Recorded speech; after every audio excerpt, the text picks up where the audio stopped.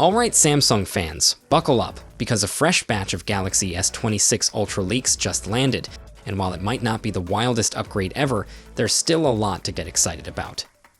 So here's the deal.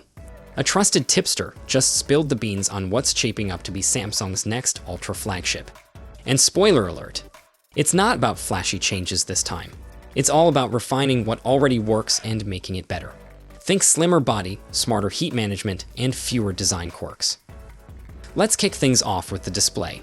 The S26 Ultra is sticking with that massive 6.9-inch screen we saw on the S25 Ultra, but with even skinnier bezels. That means more screen, less border, exactly what we like to hear. And if you're someone who can't live without the S Pen, breathe easy. Samsung did experiment with dropping the digitizer, but yeah, didn't go well, so it's staying put. Design-wise, not a major departure from the S25 Ultra, but here's a small change that'll make a big difference. Those weird camera rings on the back, the ones that looked like random metal stickers, gone. Clean, minimal, and definitely a glow-up. And of course, it's still rocking that trusty IP68 water and dust resistance. Now let's talk cameras, because come on, it's the Ultra. At the heart of the setup, you've got a 200-megapixel ISOCELL HP2 sensor with a fresh new lens.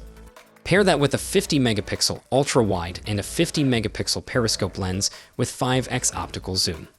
Even the 3x zoom camera is getting an upgrade, jumping from 10-megapixel to a sharper 12-megapixel.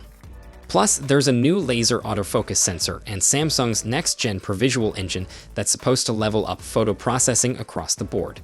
Selfie cam's getting an upgrade too, though the details are still hush-hush. Under the hood, things get spicy. Every version of the S26 Ultra will be powered by Qualcomm's Snapdragon 8 Gen 2 Elite chip. Yes, even globally. Since Samsung's in-house 2nm chip is reportedly not ready, expect a TSMC-made 3nm chip, likely with some Galaxy-specific performance tweaks, and to keep all that heat in check.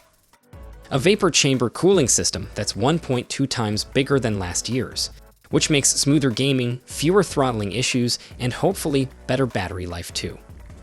Speaking of which, the 5,000 mAh battery and 45 watts fast charging aren't changing, but the battery is said to be way more efficient this time around.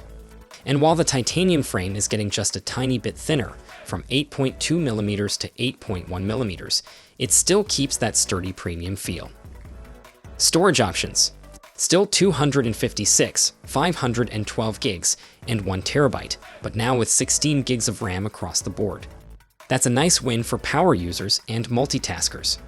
So yeah, it's not a radical overhaul, but it's clear Samsung's going for polish over reinvention this time. The real question is, will that be enough to get people upgrading from the S25 Ultra? So, what do you think? Drop your thoughts in the comments, I'd love to hear them.